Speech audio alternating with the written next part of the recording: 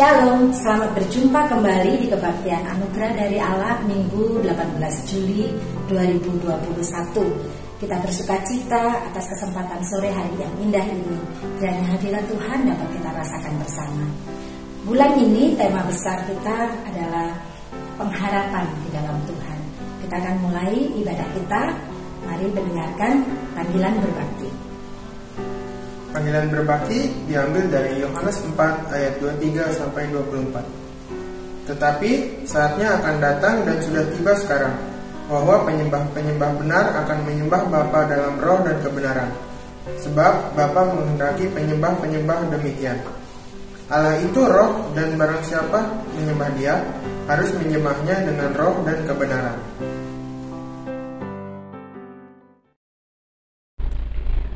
Mari saya undang sidang jemaat sekalian untuk kita masuk lebih dalam lagi. Kita akan memuji bersama pujian penyembahan kita, hidupku adalah penyembahan.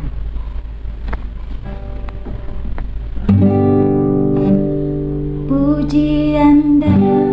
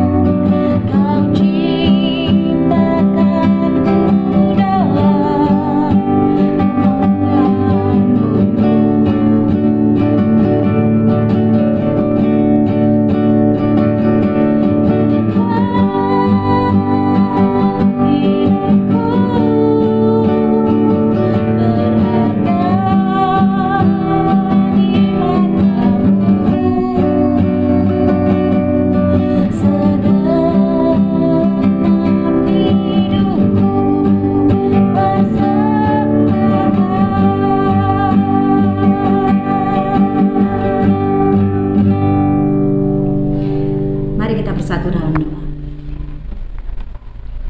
Bapa, kami tahu sebagaimana kami ada pada sore hari ini, semua karena anugerah Tuhan. Dan kami pada sore hari ini mau hadir dengan segala kerendahan hati dan penyembahan kami kepadamu. Biarlah hikmat Tuhan menguasai setiap kami, sehingga ketika firman-Mu ditaburkan, dan selama ibadah ini berlangsung, kami sungguh-sungguh merasakan lawatan Tuhan. Terpujilah nama-Mu Bapa. Kami serahkan hati kami, suasana ruangan di tempat ini, juga seluruh orang yang mengikuti ibadah ini, kiranya semua merasa terberkati dan mendapatkan kekuatan baru dari Tuhan. Terpujilah nama Tuhan. Kami menyerahkan waktu ini di dalam tangan kasih serta pimpinan Tuhan saja. Di dalam nama Tuhan Yesus, kami menyerahkan seluruh rangkaian ibadah kami. Haleluya. Amin.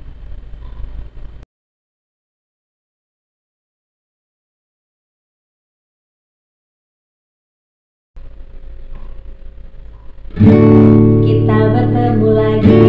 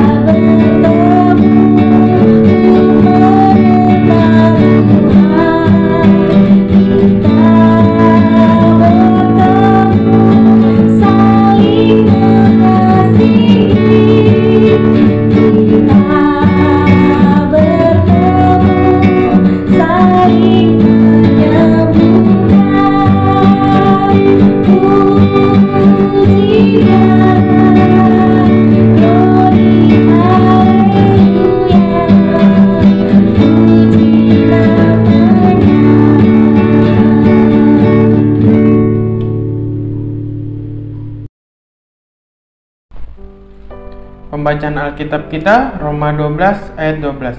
Beginilah firman Tuhan. Bersukacitalah dalam pengharapan, sabarlah dalam kesesakan, dan bertekunlah dalam doa. Saya akan mengulanginya sekali lagi. Roma 12 ayat 12.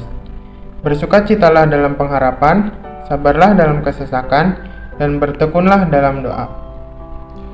Tiba saatnya kita akan menyerahkan persembahan serta persepuluhan kita kepada Tuhan. Inilah ayat yang melandasinya.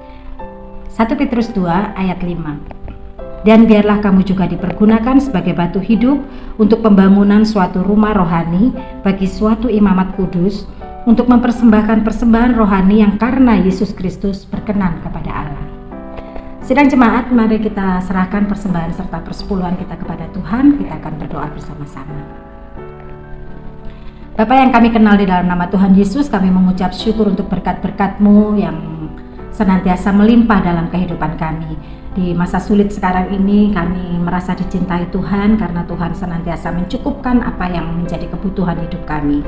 Bapa, di pertengahan ibadah ini kami serahkan persembahan dan persepuluhan kami dengan penuh rasa ucapan syukur serta sukacita. Biarlah ini menjadi kesukaan bagi Tuhan. Sekali lagi Bapa, kami mengucap syukur untuk berkat-berkat-Mu. Terima kasih untuk kesehatan, untuk perlindungan, untuk apapun yang Tuhan berikan bagi setiap kami merasa sangat dikasihi Tuhan.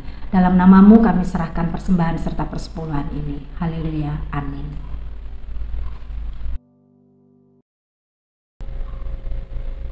Bersukacita dalam pengharapan adalah tema khotbah yang sebentar lagi akan kita dengarkan bersama-sama, yang akan disampaikan oleh Pendeta Muda Diki Andreas.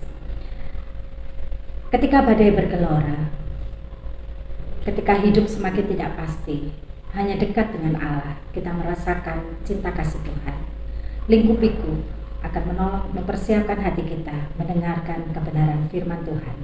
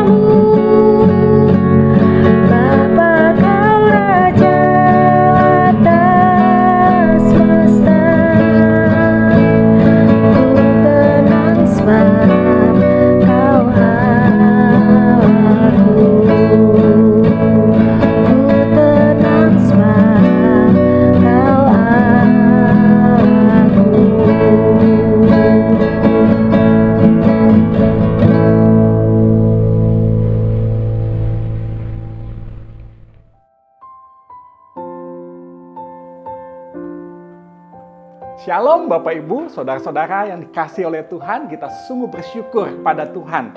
Sore hari ini Tuhan masih kasih kesempatan untuk Bapak Ibu Saudara untuk bisa datang beribadah. Coba kita pastikan apakah semua anak-anak kita sudah mengikuti ibadah saat ini. Yuk, ajak anak-anak kita untuk mendengarkan firman Tuhan. Amin, Bapak Ibu Saudara. Sore ini kita akan bersama-sama membahas satu tema yang akan memberkati kita semua, yaitu bersukacitalah dalam pengharapan.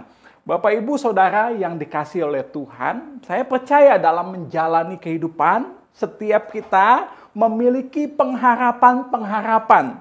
Baik itu pengharapan untuk saat ini, maupun pengharapan di masa yang akan datang.